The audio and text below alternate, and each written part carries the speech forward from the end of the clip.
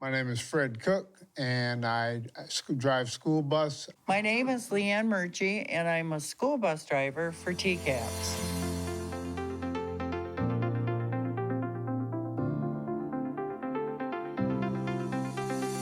It's been a very wonderful experience.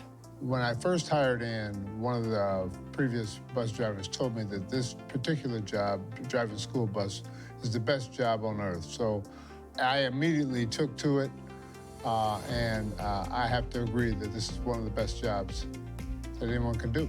What prompted me in the very beginning, I have a college degree, and she said, "You're in the safest vehicle in the world on the road." So I thought, well, I'm going to try. Because I would be on the same time schedule as my own children.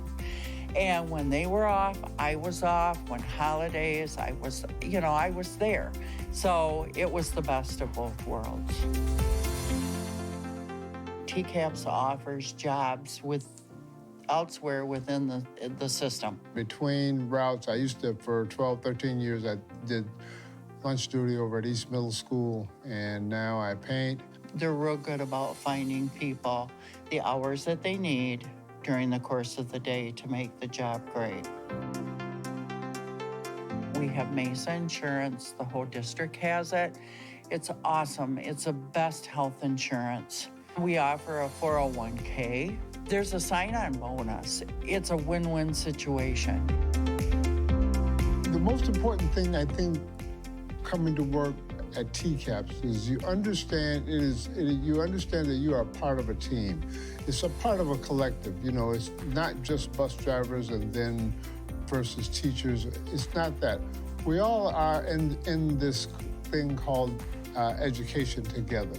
If a person likes kids, generally likes kids, this is a perfect job. So I'm talking to kids all day, and that experience is really heartwarming, and I continue to understand what it means to be a part of the community. You are an educator. You have a chance to touch children's lives every day. And don't think that you don't. You are such an important part of the wheel of education.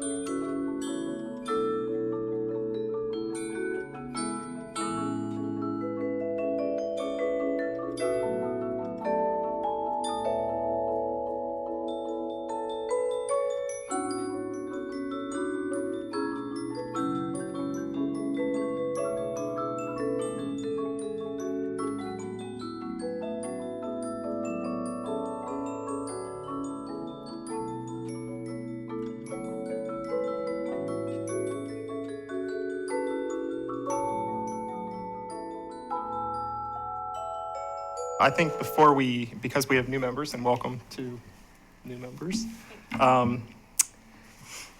can. I don't want to make assumptions, but do we have to do a chair? You are fine. Do we have to do a It's- committee chair? We do have to do committee chair. Okay, so, So at this time, we would take any nominations for committee chair. I nominate Trustee Raymond as committee chair. thank you. Any other nominations? Okay, no other All in favor? nominations. We have a motion on the floor. Yep. So all those in favor of Andrew Raymond as the committee chair, say aye. Aye. All those opposed, say nay. Motion carries. Perfect. So we now have a committee chair. Thank you. So since we have new members and quite a few of the team administration here, should we do introductions? Yes, please. Sure. Let's just get started this way, please. Hi, my name's Ken O'Brien. I'm a facilities manager. Thank you. Thomas Balacci, Network and Systems Manager. Evan Obranovic, Executive Director of Technology. Paul Twing, the Director of Capital Projects Planning. Jen Van Wagenen, Superintendent of Schools. Josie Ballinger, Board Trustee and Secretary. Andrew Raymond, Treasurer. Holly Bird, Board Trustee. Christine Thomas Hill, Assistant Superintendent. Julie Gorder, Executive Assistant and Board Recording Secretary for the Board Finance Meeting. Wes Howden, Director of Business Finance. Sandy Lowe, Director of Finance. Megan Feast, Board Recording Secretary. All right. The first item on the agenda is to review the the dates and times of the Finance Committee meeting. So I'm good with 7:30, like they're posted. I would say 8 or 8:30 would be better, just because I've got 2 kids to get to school in the morning. One still takes the bus, but the other one we opted out of at the secondary level, so I do have to provide carpooling transportation on occasion. So that would be easier, 8 or 8:30. I could go with that. I would actually have to be bringing a teenager with me at every meeting because they attend CTC and you have to be there at 9:15. So at least if I bring them earlier, I'd rather bring them later than earlier. I suppose they're gonna have to sit and wait. But Are there other options besides I mean, morning could we do it that in the would work for afternoon? you? you know what?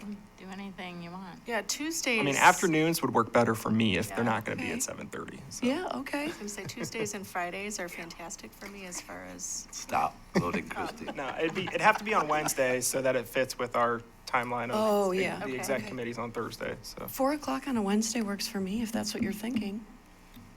Like, Or 4:30? Four- Is that a little better for you, Andrew?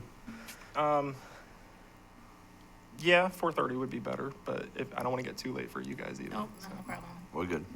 you sure? Yeah, no problem. We'll just pack our I dinner. can promise you Christine is not upset about 7:30 in the morning. So yeah, that's fine. 4:30 is perfect for me. 4:30? Okay. Yeah. So Let's do that. 4:30 Wednesdays, Wednesdays? Yeah. Okay. Success. some of us are already not starting as morning Don't people. tell so- Fenoy that we moved. So Dancing under the. don't tell Fenoy we moved the time because that was Right, their biggest. yeah. Should be like, huh? Well, I don't- it was Trustee Anderson, I think, who Yeah. always wanted it us- really early. He did. I don't mind the early day, honestly, but it's just like Yeah. it's the transportation. The struggle is real. Yeah. Got it. Okay, so we'll move same dates as posted, but just switch the time to 4:30. Okay. Great. All right, next on the agenda is informational items. All right, so I actually moved the agenda around just a little Oh. bit because we have new board members, so I put the informational items first. Normally, they come later. But I wanted to make sure to provide some information before we were actually putting items forward for consideration to move on to the full board. So we just provided some board policies and then some guidelines on what things come to the committee and the full board and maybe some things that aren't required to. And then the legal uses of bond proceeds, just as an informational item when we are bringing things forward that are paid for by bond. So I have those links available. I don't know if you were able to take a look at some of those and if you have any questions. Good. Good? Yeah, Okay. thank you. So we'll move on to capital projects update. Paul gives those on a monthly basis and shares some pictures and updates of ongoing projects. Go ahead. Okay, here it comes. Yeah. So these are the projects. I'll show you some updates on the projects currently in construction. Of course, this is Montessori, and they're working on the main entrance there. They're starting to put the soffit in, the wood look, the metal panel all around the entryway. This is the stepped learning area in the media center. Things are starting to, finishes is what's going on over there right now. The little touch-ups here and there, the finishing touches, finishing installations of things that we've been waiting for a little bit. That's the corridor on the second floor. Typical classroom on the second floor. It's the common space also on the second floor outside of the media center. They've got the flooring down everywhere except the cafeteria and the one music room. That they're saving that. That's how they're moving out of the building. They're moving away from the wings towards the cafeteria. The cafeteria will be the last thing that gets finished as they go out the door. Gym, all the pictures are in the gym. Those Things lines. are hanging on, Every hung on the possible wall. line and mark. And number, dot, it's got it all. The fencing's in all around the site, except for some gates. There's a few gates they've got to put in yet. And this is West Athletic Complex. This is a week ago. They're framing in all of the dugouts, the press boxes. The masonry work's done out there. One of the press boxes, that's the wall behind the home plate on the varsity field. Plumbing's going in the field house. All the services, this was yesterday. The roof framing for the field house is going on.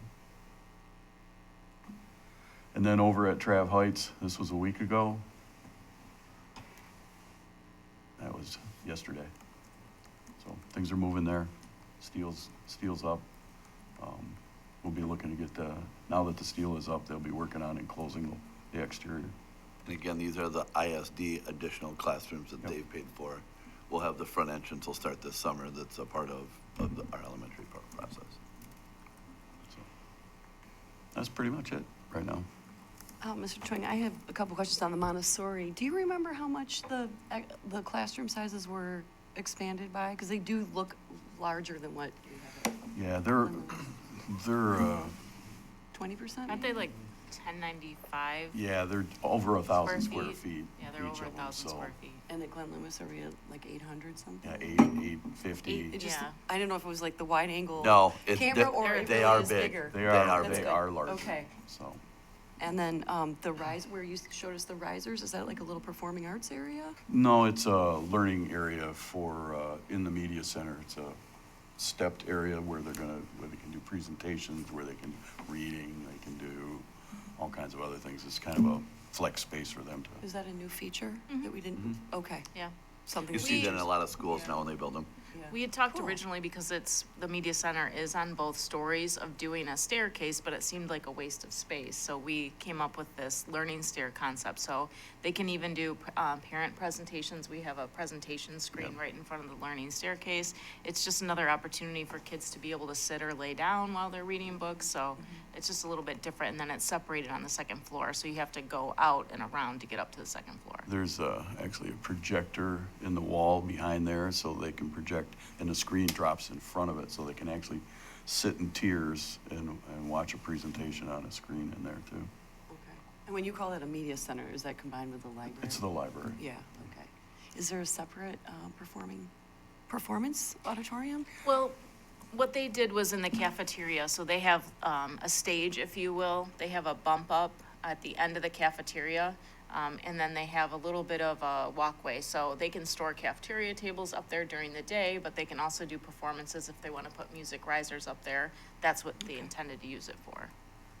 Great, thank you.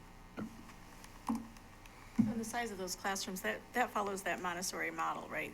I know that it's a little bit different than a regular classroom. Yes. But they have all their little stations. in Yeah, there. they have so many manipulatives instead of furniture and areas there's for a- kids to sit.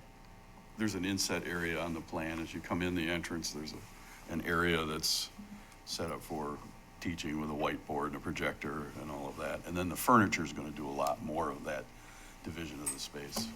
Great. And I think we're working on getting some tours set up with board members, so We you guys s- can. I got an email yesterday, I think. so. I'm signed up already. All right, so for finance update, again, just trying to provide additional information as we move forward to asking you to approve our First Amendment. So I just tried to lay out what our process is. I guess we're kind of always in the budget process, if you will, by the time we adopt our original budget, which by law we have to adopt by July 1, whether we know what we're getting or not. We're immediately in the amendment mode because we are finding out actual allocations. We're dealing with staffing as it relates to what building they're at, grant applications. So I just tried to lay out our process. We really start, well, in the late August, when we're still starting to fill classrooms and taking enrollment. We're still dealing with staffing, but October enrollment really kind of starts the process in the business office to start creating what the amendment will look like. Again, we're still working off of a lot of estimations. We still have a lot of unknowns. We have some categoricals that we got estimations for way back when. We have not gotten actual allocations for any of the categorical 97s or 31AA. We're still working on estimations. So you can see why it's an ongoing process and why we never truly know exactly what our revenue is. Some of these grants have different dates, depends on if it's federal, state, or local. So it's an ongoing process. We usually have it wrapped up November, December, and our normal process is to take the First Amendment to January, but being that we had a couple of new board members, we pushed it off till February, so we could have the conversation with the new board members. So that's kind of the process, if you will. Are there any questions specifically? And then the budget process for the amendment. So when we adopted our original budget, we were projecting a $93,000 surplus. Again, that was based on a lot of unknowns. It was also based on an estimated student count. So now we've gone through October count day, and we have some more knowledge as it relates to some of the revenue that we're getting. We have on the inflation side, we have a good increase in interest income, so that's been added to revenue. We do have a decrease of students from our original projection of 55, so that has a deficit on the revenue we were expecting. We got the HRA grant from the Grand Traverse County Health Department. That may or may not continue next year, but that was in addition after we already adopted our original budget. We do have some increased expenses in special ed. I do project that that's going to continue into next year, but we'll know more information as the year continues on. And then increased expenses in maintenance and utility as it relates to a lot of inflation. So at the end of the day, we are projecting a negative.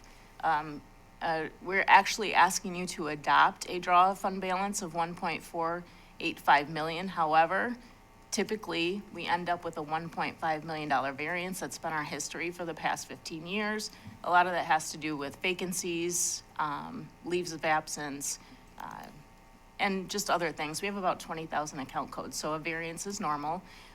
We usually are about 1.5, sometimes a little bit shy of that, sometimes a little bit over. So we're projecting still a positive, but just about $14,000, so not much. If I may, I had a question about like the special ed transportation. So remind us, how much does TCAPS pay for special ed transportation versus the Northwest Ed? Well, Northwest Ed runs the contract for us with Dean Transportation because they get a 70%, correct, reimbursement from the state. So Northwest Ed doesn't actually pay, they just oversee it so we can get the reimbursement. But they were projecting a pretty high increase when we got an estimation a few weeks ago. Do you think it's based on number of students or wages or I think gas? both, Everything? yeah. We had a few more students, they said, with ridership, but a lot of it was just increased costs. You know, with their costs that they're saying, I've mentioned to the board, they're paying, Dean Transportation's paying the most of anybody in the state here in Traverse City, only equal to Metro Detroit area, one district. So there definitely are increased costs is the big bulk of it, with just a little bit increased ridership with a few more special needs students. Okay. Any other questions? And I think you said the health department grant, that was for the mental health, right? That was for the health resource advocate. Okay, So Megan's position. that's Megan. Yep, yep. There may be a possibility that that will continue next year. We're just starting to see some things that MDHHS is working on. But as of right now, that was an add after our original budget, so we're recognizing it in the amendment. And that's just a sampling of the changes. Obviously, there's a lot more, but just trying to show you the bulk of the high amount changes. Gotcha. Okay.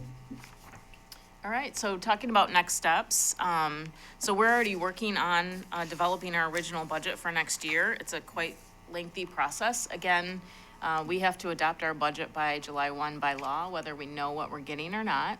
And so we start monitoring the process. So the governor actually should be out probably next week with her recommendation, and that just starts the budgeting process. Then we'll see a proposal from the Senate and House, and then there'll be a lot of committee meetings as it relates to coming up with an actual budget. I think we're fortunate to have a returning governor so that it might not be as lengthy of a process this go around. Typically, if there's a new governor, they get an additional 30 days to come out with their budget, so you're already delayed out of the gate. But we'll watch those. Typically in March at Board Finance, we can come to you and show you the proposals and how each proposal impacts TCAPS. And at the end of the day, if we don't have our final allocation, that's where John and I take a look at what we're comfortable presenting to the board, where we think it might land. A lot of times you can see similarities between the House and the governor or the Senate and the House, and you can kind of project where we might land. And so we will do that in June. We have before had a special meeting in June, but that's a conversation to be had. I think that we can get our information prepared if you guys want it at a regular board meeting, so that's something that I can have Dr. Van Wagner talk to Scott about. And then enrollment projections, I just wanted to share with you, we had a conversation last year and we got an estimation from Middle Cities who does projections in enrollment and birth rates. Last year in February, we did get an estimate for them which showed about a 112 student decrease for the next school year, 23-24. We just got an update from them and they're now projecting 194 decrease for next year. And the biggest decrease looks to be grades 9 through 12. So it's nice that they're able to project by grade for us so we can plan. A lot of this has to do with birth rates being lower, and that was something that came out of the Senate fiscal memo when they were projecting enrollment rates for the whole state. So as of right now, going into projections, John and I were comfortable with a 150 student decrease and see how we land from there. We did end up with a few more than projected at the secondary level last year. While it was still a decrease, wasn't quite. So we really, we feel that 150 is a number we at least want to try and target. And what impact, if any, do you expect this to have on classroom size? Well, it just, there's a lot of questions there. There's a lot of variables that we have to put into when we, depending on what the foundation is, goes up. You might remember last year while we had that, it was quite a bit balanced by the increase in revenue from the foundation. We are expecting it, with them having billions of dollars right now in the school aid fund and ARPA funds still that are there. We think that, there's going to be a pretty big bump.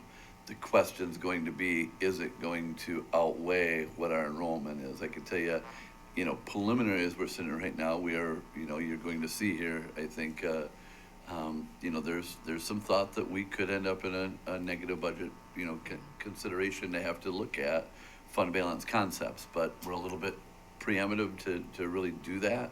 We've got to take a look at, what the governor puts out there and get some preliminary, I really think, before we start having that conversation. But, we're looking at it close and we also, right at the moment, we don't have a lot of retirements, to offset staffing. And so we'll have those conversations once the picture gets a little more clear. Right now, it's still very, very blurry of what that increase could look like. The hardest thing to project with how it'll impact the classroom, which sometimes gets frustrating, we're so large. So out of all of our elementary schools, if we lose 40 students, if you lose 4 to 5 per school, it's not likely to make an impact. If you lose 2 in first grade and 2 in second grade and 1 in fifth grade, it's not likely to make an impact. I think if we were a smaller district with 1 or 2 elementaries, you would see maybe class size being impacted, but overall, it's just hard depending on where it impacts which school and what grade. Yet you still have that deficit amount to have to deal with, Yeah. so. Is But- it too premature, or have you seen any details of this universal pre-K? You know, the only thing I had the chance, I actually went to the State of the State, and I had the chance to talk to the governor's education policy advisor, and she stressed that it's over the term of the governor, 4 years. Okay. Not necessarily all in this year. So, you know, there's a lot there of raising, you know, the threshold for income for it. You know, unfortunately, we haven't been able to fill all of our GSRP slots for 4-year-olds now. Yeah. So, you know, what kind of impact will it have? Unless they really completely, maybe even remove the income component, I don't know how much of an impact we're going to have with that, Okay. so. But they did stress that's over the 4 years of the governor's term. And I just wanted to get back to the projecting a decrease of 150 when Middle Cities is saying 194. What's the rationale for us under projecting versus like? Well, it's early yet, so as it relates to just showing you initial pictures, because we don't know exactly how schools are getting enrollment, it's way too early. So usually our process, I'm not saying that when we take it to you in June for an approval that it'll still be at 150, but we have a lot to learn between now and then before we decide what that number is. We typically look at birth rates in Grand Traverse County, which they have looked at as well. It'll be interesting to see as we're expanding some programming, if that might make an impact positively that maybe they weren't projecting, like junior kindergarten. There's a lot more marketing and conversation about providing that, and so maybe that could sway the numbers just a little bit. So some of those things are just unknown. Between now and June, we'll have more detailed information site by site on what they're seeing. As far as exiting students, new students coming in, we'll have a lot of enrollment already for for junior kindergarten and kindergarten, so it should give us a bigger picture. So it might be different than that. Okay. There's nothing you have to make a decision on or take actions on No. today? No. Okay, Nope, it just starts the process. all right. Anything else with enrollment? So this is moving into projections. So sometimes we start looking at 3-year projections. Well, it's so dramatically different just for next year that it really doesn't make sense to look at fiscal 25 or 26. But if we just look at a couple of assumptions for fiscal 24, right now we are assuming in the numbers I'm going to show you next that there's no reduction in current staffing, even if our student count goes down. We're maintaining the additional funding for special ed and at risk. We do think those 2 items will stay in the categorical, but that's still an unknown. Maintain the rural transportation payment. I've not heard anything about that going away. And then the ESSER 2 revenue's been removed, so we're working now on ESSER 3 and those expenses. And we have removed the categoricals, the specific categoricals, but we've left all the staffing. Again, that may change, those categoricals may be funded, and that'll make a big sway in revenue for next year. But just trying to be conservative at this point at looking at numbers as we start looking at staffing, retirements and such, and how it will look. And again, maintaining that $1.5 million variance. We've got probably over 12 to 15 years of history that's about where we land. So if you look here, just trying to show 2 scenarios. So for fiscal 24, this is just kind of 2 ways that it could end. Both numbers we're projecting for student decrease is 150 for now. The foundation increase you'll see in scenario 1, I'm projecting a $500 increase, and scenario 2 is $875. So if you go all the way to the bottom, you can see that drastic increase. So really somewhere between 5 and 875, probably around 700 would be the sweet spot for us. And then if those categoricals continue, that would be an even more positive situation for us. But this is how we come up with the numbers and just start looking at how we'll think the ending budget will be. Because ideally, we start the process working with staffing and principals and and grant allocations, we start that process in March and April. So at some point, we need to be comfortable with what we think we're gonna get, so that teachers and, so principals and curriculum up here can start planning for next year, getting their staffing in place, finding out if teachers wanna transfer, if there's any surpluses, if there's any vacancies, and that starts the whole ball rolling all the way up until the first day of school.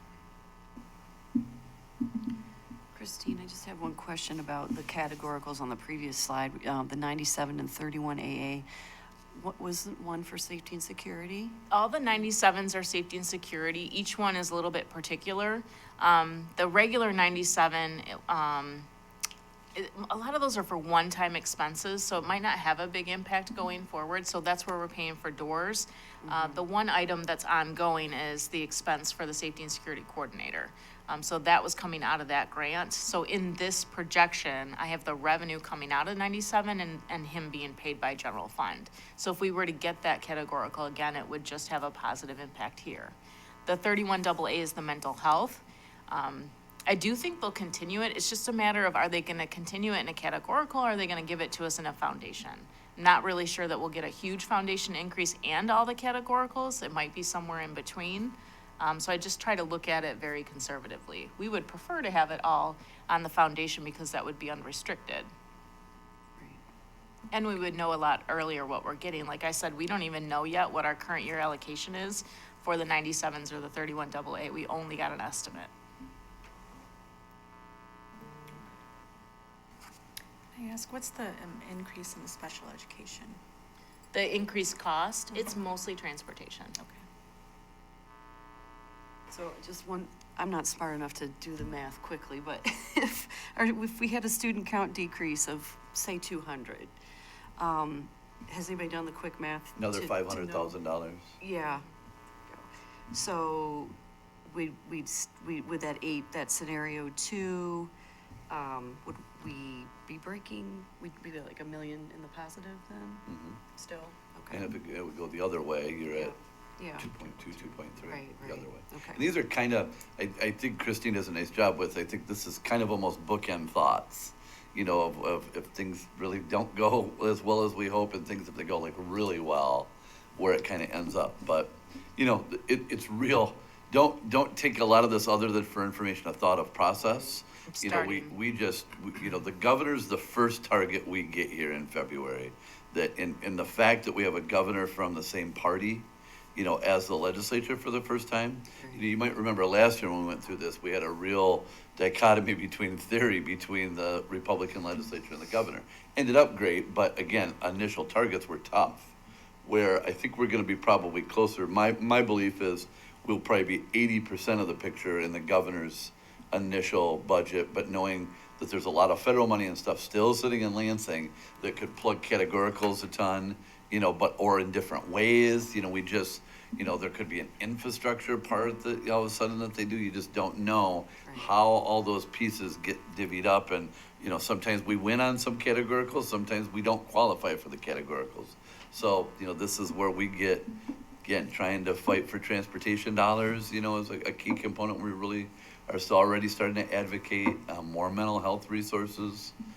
So this just gives you some initial, you know, parameters to begin to get your thoughts on, and as we start to fill in the picture, we'll have that information for you each month. It'll be nice if by the March finance meeting, we do have all 3 proposals, so we can truly show you if this happened just as they've written it, this would be the impact, this would be, and you pretty much know it's gonna land somewhere conservatively in the middle. And so we can project that out and feel a little bit more comfortable with our recommendations. And then the last kind of spot before the budget's done is the May revenue conference. That's really, it kind of pauses after March then, and then they wait till May at the revenue conference to really see what the true dollars are that they're able to allocate.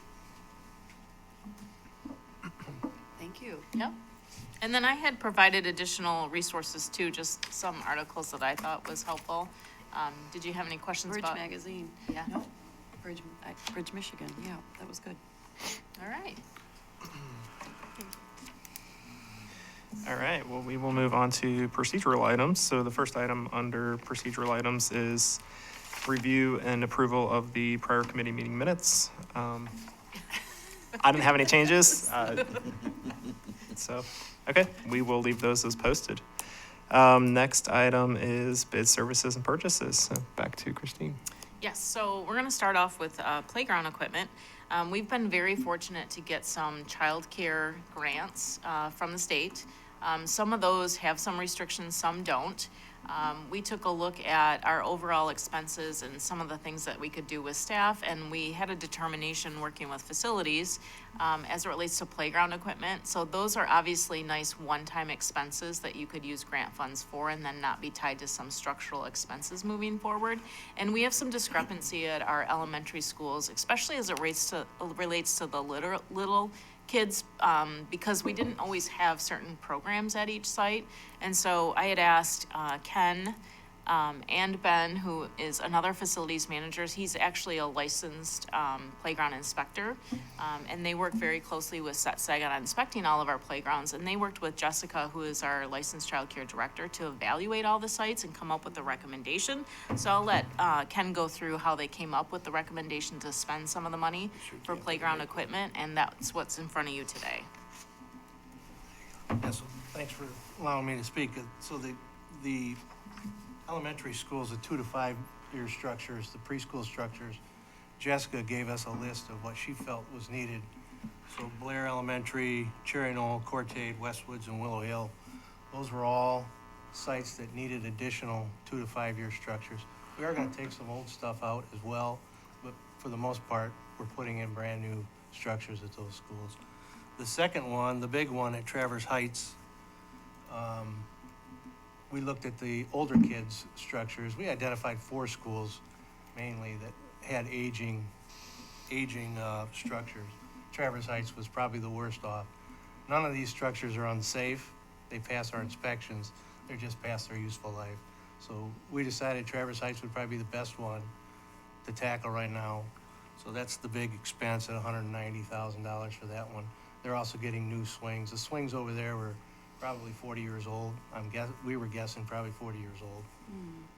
So then the shade structures will probably go into every elementary school. We'll develop site plans for those, put them in where the principals want them, or, you know, the playground people, whoever. So that's what the shade structures are for. We got 20 allocated in there, so we should be able to put enough in every elementary school. That's been a big item of conversation because we have a lot of schools that don't necessarily have natural shade with trees. And now that we're running quite a few summer programs, it makes a really big difference. So it's nice that we're able to put that in here and add those at every elementary school. Some sites won't need it, like Traverse Heights won't need it, Central Grade won't need shade Right. structures, but the majority of them will probably put 2 lower playgrounds, upper playgrounds, which is what most elementaries have, so. Maybe just for informational, these don't have to go through the normal bidding process. So we're going through a consortium. So when we use a consortium that's been approved by the state of Michigan, that's considered a bid. And so we are working with Sinclair, who is it's an Omnia partnership. So they have a consortium with the state of Michigan, and that's basically the state of Michigan has gone out for bid for us. And so it's already been approved by a bid process. So if you see us using a consortium, it's approved this way to select one vendor and buy the products that have already been negotiated as a price. Any questions? Yeah, so just to be clear, we don't have to approve it? You have to approve it. It's just not the normal bid process where Paul goes out for 2 weeks and solicits bids. We actually go to a company that we have worked with before. If they're part of a consortium, that 2-week bid process isn't needed. Okay. So then. Do you mean, Josie, like the committee? Yeah. Oh, yeah. So the committee will recommend that this goes to Goes consent. Consent, Yeah. okay. 'Cause it's Or, still or, over the discu- threshold or amount. discussion if you Right, want it to go right. to discussion. Yeah, it's but- still above the 26,000. It's just not required to go out for a formal bid. Just a small question about, are any of our PTAs doing fundraisers to help with playground equipment? They have in the past, yes. I know Cherry Knolls put in a couple structures, so has Cortade. Yeah. Eastern has done a couple shade structures. Yep. So how does that work exactly? Does the district say, we're gonna cover this much, but we have a little bit of a shortfall and the PTOs step in, or are they volunteering to help, or? It depends on what they're asking for. If they're asking for something above and beyond what we've provided everybody, we would help as it relates to picking the product, possibly installation. So we're involved in the process to make sure what they're installing is to our satisfactory and will pass inspection. But most of the time, they're not building big structures. You can see the cost of those big structures. They're buying those Gaga pits or sandboxes or things like that that we can help with, but we don't pay for it. Okay, thank you. Be exciting to see some new swings, among other things. Any other questions on playground? No. Any objection to moving playground to consent? All right, we will move the playground items to consent calendar. Next item is fiber.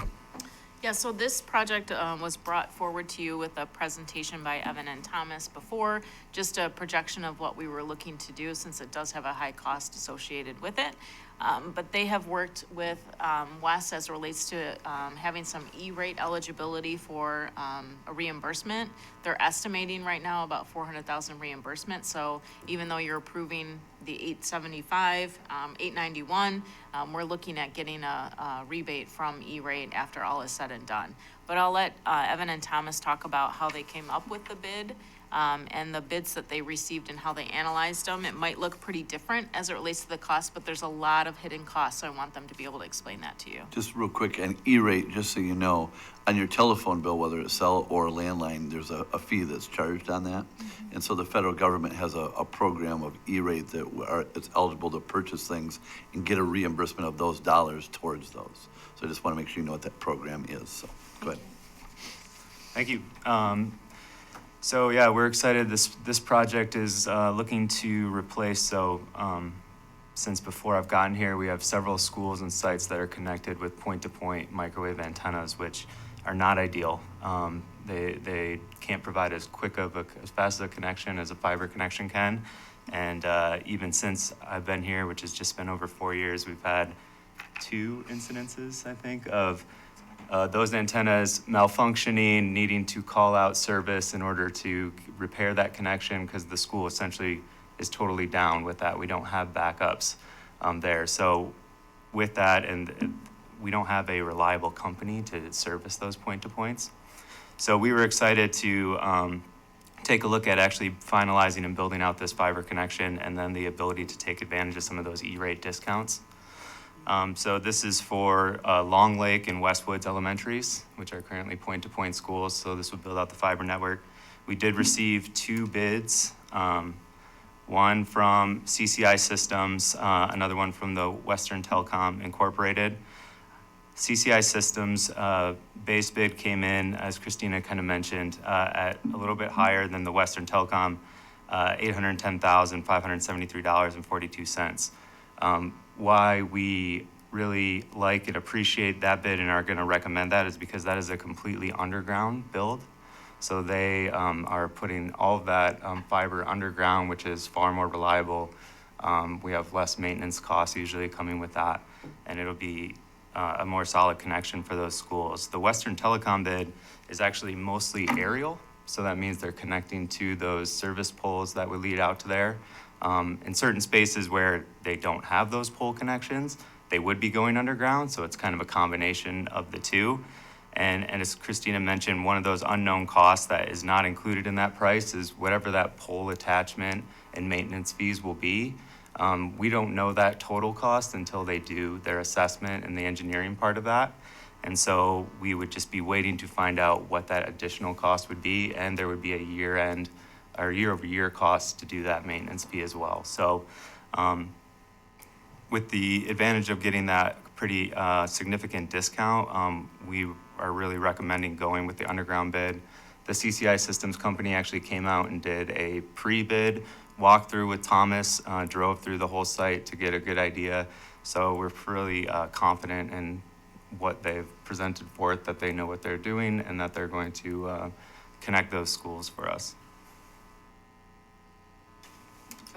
question? Mr. Abramovich, I just Yeah. wanted to, yeah, I mean, with anything above ground, we, we've got such high winds here. And And squirrels. yeah, Squirrels. I can't, Lots of I'm squirrels. really kind of surprised to hear anybody would want to do anything above ground anymore. 60-mile-per-hour winds, Yeah. We've all lost infrastructure, I think, at our workplace or our homes. Absolutely. And so that's, like we said, the underground's just extremely appealing for those reasons, and knowing that once that's in the ground and we have that connection solidified, there will be very few maintenance or, just air brake costs or things like that for those that are up on the pole.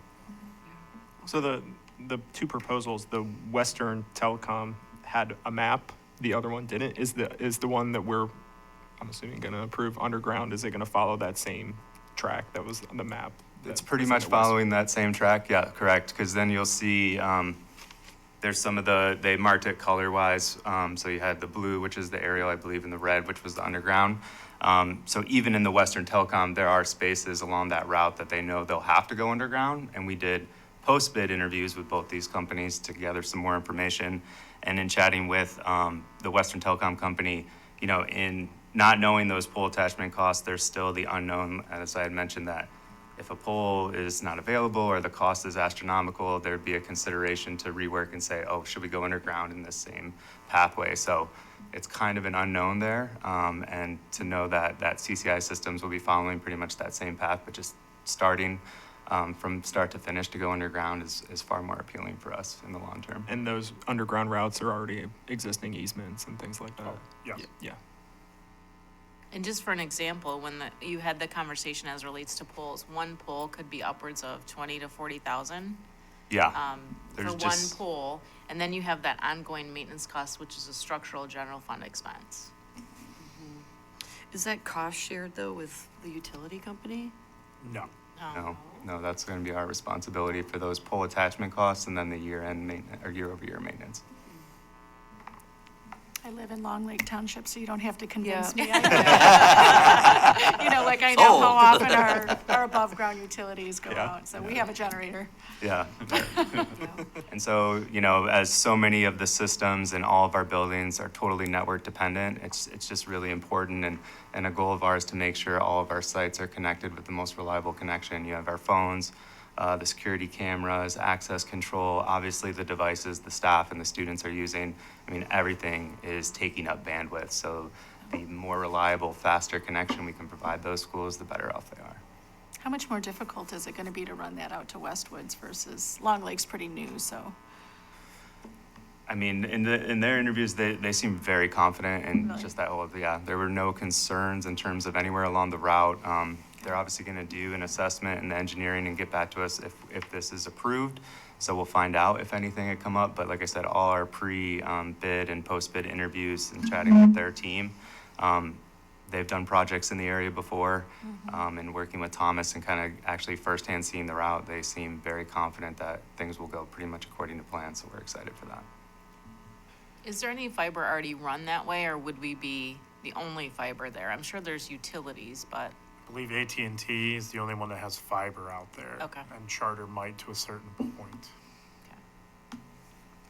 Yeah, so I'm good with the higher underground. I would maybe just ask that we get a confirmation of what the rebate ends up being when we get it.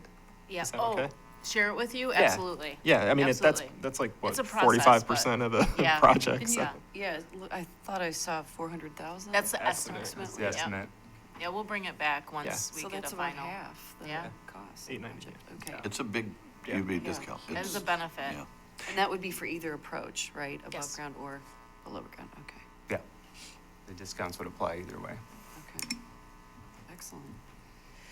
What about the contingency of 10%? Why so high? What do you? what Well, would be the I question think with that? until they actually do the engineering, there's still some unknowns. And so, almost all of our projects, we ask for a 10% contingency. That just gives us the opportunity to continue to work on the project without having to come back to the board for permission. It doesn't mean we're going to spend it. But when you have one board meeting a month, if you do need extra money, it delays the entire project. for that process to happen. And so we typically are at 10%. There's some projects for older buildings that sometimes you'll see 20 because there's so many unknowns with older buildings. But most of our projects are around 10% for that ability for them to be able to work with the companies. They haven't started digging, they don't know what they're gonna see, and so there's still some unknowns. Okay. And with technology specifically, have you seen it ever go to 5 or 10%? You guys don't usually use much of No, your we're contingency. pretty good about trying to stay within that number. And we typically have put even a lower contingency when we do like our major purchases, because there's not nearly as many unknowns, but we just have it in case extra equipment is needed. With this one of the things that we know, they've stated in here, and they put even the price sheet, is the hard surface repair. So if at any point they just needed to repair, say, blacktop or concrete that they had to go around or damage. So those costs will for sure, but even driving that route, we didn't even see a lot of opportunities that contingency would be needed for that. But that's one positively cost that might come up. And then, as Christina mentioned, you just don't know until they start engineering the project and we get into the ground to see. Yeah.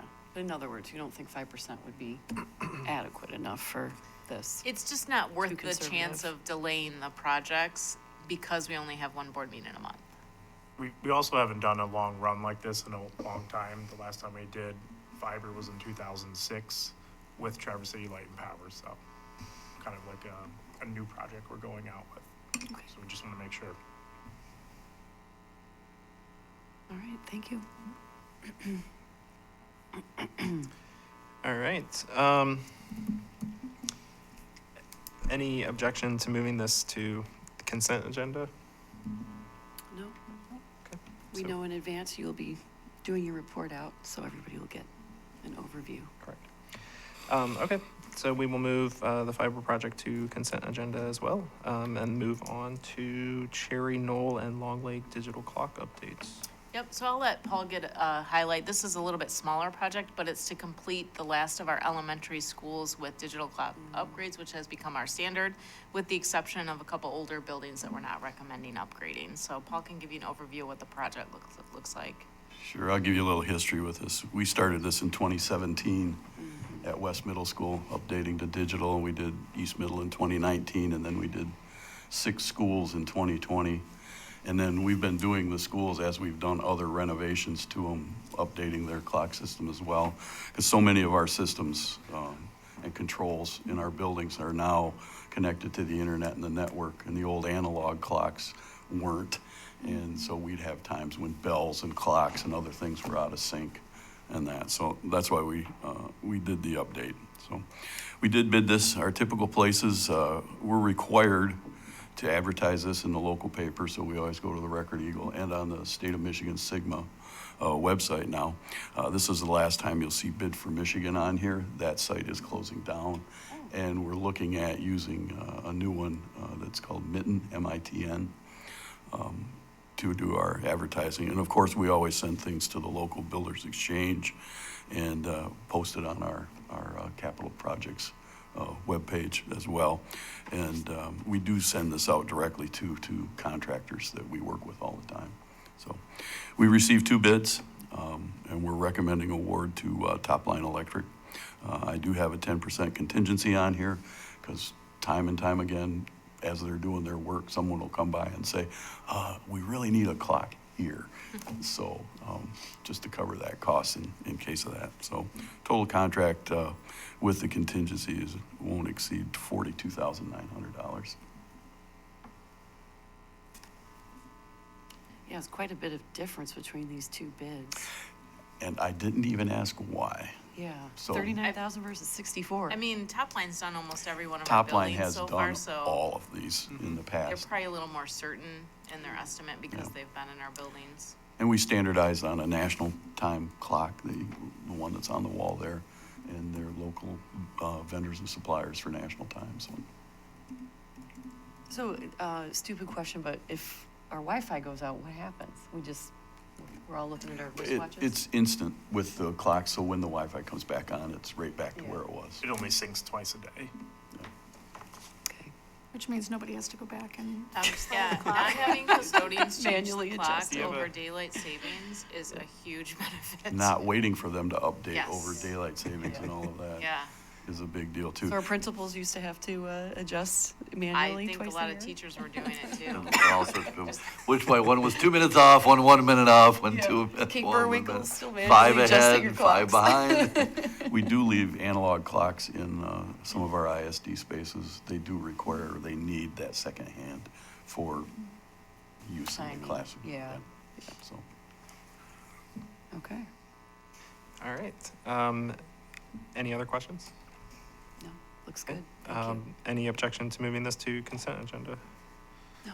Okay, we will move the digital clock upgrade to the full board under consent. Next item on the agenda is the 2022-2023 budget amendment. Yeah, so in front of you, you have a memo just highlighting the changes. And I did share some of those in the presentation for general fund. So this is all of our funds. So this will be our general fund budgets and our school service funds, which include food services, student school activities, and community services, which is childcare and LEAP. So I don't know if you got a chance to look through this. The information as it relates to the numbers and the spreadsheets really provide the variances from our original budget to what we're recommending now. And then in June, when we're asking you to approve our original budget for next year, we'll bring the final budget for this year. And you'll be able to see how we ended for this year as a budget. And then we bring our audit usually in November. So you can see on here some of the differences. Again, I just want to highlight so that there's full understanding. On page 1, if you look at total expenditures in bold and then excess revenue and expenditures on that second column for Amendment 1, you can see the 1.485 is negative. We are technically asking you to approve an amendment that's drawing from fund balance, but because we have a history of a $1.5 million variance, we're projecting an excess of $14,000. And on page 2, you can see some of the changes as it relates to student count. So we have count twice a year. The February count of 22 and the October count of 22 is what we're funded on for the 22-23 school year. It's 90% and 10%. And it's typically, how many months of auditing after we do a formal student count? Like February usually gets approved in July. So it's a pretty lengthy process to audit that. I was surprised on the food services that supplies weren't significantly different than what our original budget was. Well, I think we were very aggressive in our original budget, expecting it to be worse than it is. And I'll tell you, Tom does an excellent job working with kitchen leaders to make sure we don't have excess inventory, that they're sharing inventory, that they're utilizing the co-op and extra funds that we get through various grants.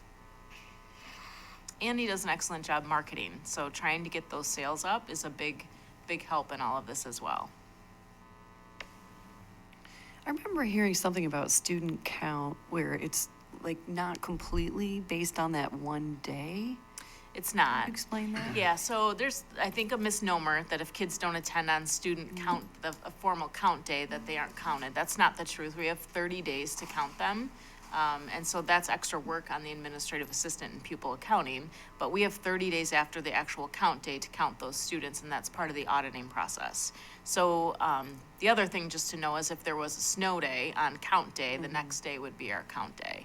There's something that we have to do with the state of Michigan to make that happen, but it's not something that ties our hands. One day is not, one day's attendance is not going to make or break our budget. So is it really like a 30-day average within that? No, it's really a count, and, you know, with students that are face-to-face, you know, it really is that day, but you have that 30-day window for them to attend in. For virtual students, a little bit different, the way people are counting weeks, that you actually have to show enrollments in multiple days of each of those 4 weeks from that, so that's a little bit different with pupil accounting rules. The only caveat I'll give is that a student does have to be enrolled by the count day. Yeah. As long as they're enrolled by, if they miss that day, there's that 30-day window for them to, if they come and we get them in school at that point, we're able to count. But again, virtual has a little bit of different rules from that aspect as well. Okay. And then, so then you report to the state your number within 30 days of the count day. So if it was February 1st, your deadline. We put it in, and then shortly after, we have a period where we have to certify it. And then at that point, it's kind of locked in what we're telling the state it is. And we get audited by the ISD, correct? That's all part of the 30-day process. Correct. Yeah, okay. Thank you. So there's a lot of documents here. I don't know if you have any questions. We try to highlight the grants that we know about and whether they're state, federal, or local. The only other thing I was gonna point out, which is also still on page 2, is just the portion of foundation. So we levy 18 mills on non-homestead. The state of Michigan funds us on a per pupil allocation. Part of that is the local 18 mills, and then part of that is state funding. And it changes every year depending on how much 18 mills is bringing in.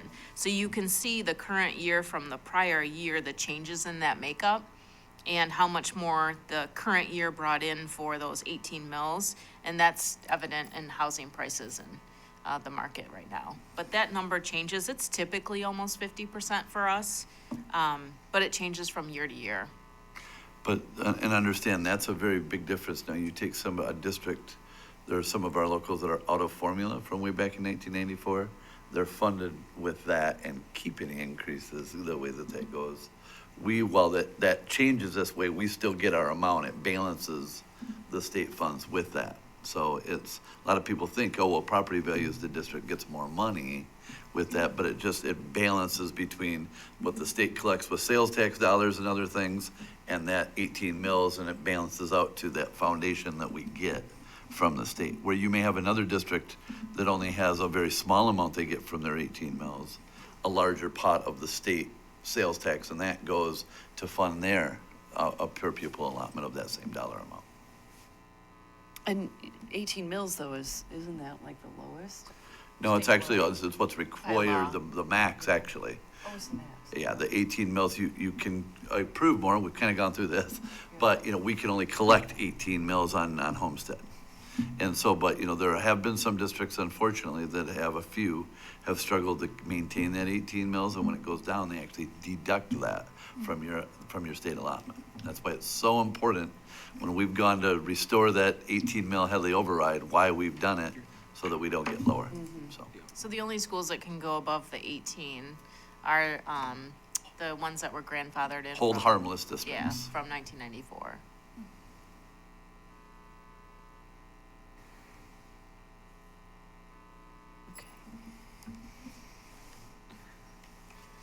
Any additional questions? Good. This is this is an item that will go to the full board for under discussions, so for full board discussion. So if no more discussions, we'll move that. Any other items for the committee? I just wanted to point out the district purchases document that we put on here. So we try to have every project on here for at least 2 months. So you'll see on here some of the projects that we brought to you today will fall off. And then the ones coming towards April will start to move up. This changes periodically, just depending on timing of bids and whether we feel ready to go out for a bid or not. Typically, the dollar amount is the estimated budgeted cost, and you'll see, obviously, like today, some of those numbers change when the actual bid comes in. And then we just try to share the funding source, which is a makeup of a lot of different, a lot of them will be bond. On these, when we say bond dash, that's technology taking it out of their annual bond allocation, not part of the capital bond that Paul works with for bigger projects.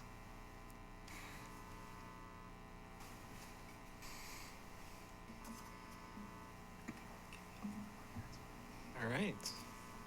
Anything else for the committee? Do you want to talk about the health clinic and where we're at there? Yeah, just a little bit. We've let you know that we've been working on a project for a health clinic at West Middle School. So we've had the chance to have some meetings, and that's gone really well. Just want to let you know we are in the process of getting ready to put together exactly what that looks like and go out for bid with that. There are still some grants out there that is it North, help me out with the group, the Northwest Michigan Health Services? NMHSI is. Yes, I- there you I go. don't remember every single word, think that's but it. that's the Yeah. acronym. So they are, they've had a lot of money that they were able to receive with a state grant from MDHHS as well as ARPA funds that they received from the county. And then they also have a grant right now that they're in the process of writing with Rotary Charities.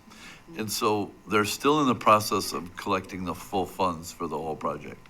I'm at a point where I'm comfortable of moving forward with that, the bid to get at this point. Again, it's not, we would be bringing this because we would actually do the project and a reimbursement from that standpoint. So I want to let you know that they're not quite there, but they're close. And so it's close enough at this point. We don't want to hold the project up because they really want to be up and running by fall with that program. And so we're moving forward with that. But I'll keep the board updated on where that funding is, and we do have a letter of commitment for them from an amount we think is pretty close, but maybe a little bit more when the bids come in, but we have a kind of a need now to figure out exactly how much this is gonna cost. So, we're in that process and just wanted to update the committee and at some point here, you will see what those bids look like. And you said that was at West Middle, right? West Middle School, correct? But will be district-wide. It will Health be. co- Available, health will be. clinic. yeah. So Paul's working with their architect and hope to get it out to bid, I would hope in the next week, but it depends on their architect and when she can have her construction documents ready to go. And I think we talked about this at curriculum committee last year. If a kid is sick anywhere in the district and needs to go to that clinic, That's correct. TCAPS will provide transportation, right, during the day? Well, I mean, only within our existing systems, that would we be able to do that if we had a route or something. I think one of the things that, that has come out of our unfortunate situation of transportation is I think that our partnership with BATA has become even stronger. Yeah. So I think, maybe giving the students some opportunities, some of those kind of routes and options might be something that we can look at with that. But, they may, they will, as they get into it and kind of figure out, we talked about, they may look at maybe like opening a little later and maybe having evening, services that are open, that'll be kind of up to them on how they manage all that. The biggest thing is that it's a low-income clinic that is available to all of our students. But, I wish I could promise the transportation part, but as you know, right now, we're just able to figure out how to do just our elements of getting kids to and from school. And, I've been struggling even with our shuttles, some, so I wouldn't want to commit to that, but we'll do everything we can to provide options for students to have that possibility. Did you want to talk further about Beta and how it's going and students riding? And Yeah, just to give you an idea, I'll say a few words and I'll let Christine chime in that at this point, we've managed to be able to figure ways to have every student picked up in the morning. It's the afternoon that has been, our challenges. And so at this point, we've been able to partner with BATA that has done a wonderful job of creating options for so many kids, to a point where we also have been able to do a 5 o'clock pickup route at the end. We've actually had it sometimes, just depending on ridership, be a little early between 4:30 and 5. But 5 is kind of what our promise is to try and reach. And I can tell you, going through the first week here with both, we've had very, very little ridership of any kids that have not had a ride that rode that 5 o'clock bus. You have data with what that was? Yeah, so far at West, we haven't had any take the 5 o'clock bus, but at Central, it's usually 3 to 4 a day. And typically what we see happening is they're there in supervision from the time school gets out and they start getting picked up at 3:30, at 4, at 4:30. So there's not really a lot left that need a ride, but we still have that available. We've been able to solve a couple of the bigger issues that we had. So we had an issue getting the West Senior High students back to West Senior High from Career Tech on the days we weren't providing transportation to West. We've been able to solve that issue. And then for Traverse City High School, Beta is offering, their ski and ride bus actually goes to Traverse City High School on Monday, Tuesday, and Thursday, and they couldn't figure out Wednesday and Friday. So our Director of Transportation has figured out Wednesday and Friday.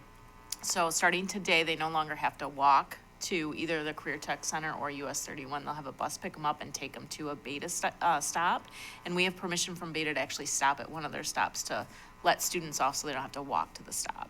So we've been able to figure out some of those additional headaches, if you will. I had a conversation with Beta about the potential of continuing this on. As you know, we are still struggling. We have fortunately hired 3 drivers, but it's a 5 to 6 week process to get them on the road solo with kids. So we would be looking at asking for an extension, and Beta's comfortable with that. It's a matter of how long that extension would be and how we communicate to parents on how that will work. But the good news is we believe we have every kid is finding a way to school and home. And we have a school option in the very end but very few are having to use that.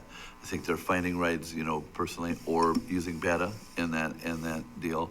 So at this point, we are not seeing a lot of change again with that 5-week period to be able to get these folks that we have hired going. We do think this is going to extend definitely into March and will continue on. But again, I think the board's fear of a student not having a ride to and from school, we've managed, with awesome help from Beta. Can't thank them enough. And then having that, if you will, fourth run, that 5 to 4:30 kind of range that a few students are taking advantage of. We're still providing transportation for every kid, to make sure that there's an option if need be, so. And you've been looking at the attendance numbers, right? Not seeing any. We have, no, we're not seeing variance, from that element, and so, but we're keeping an eye on it, every day to get an update on that so that we know, and we're not aware of any student, at this point that is not making it to, home from school, not coming to school because of it. And we have an option, it's a little longer to wait, but we have supervision for study hall time and things like that, and we're making it work. Thank you. That's all I have. All right. Well, yeah, we put a lot of information in here in an hour and 15 minutes, so appreciate that. If there are no other items, we will adjourn and meet on March 1st at 4:30 p.m. Thank you. Thank you. Thank you. Thank you.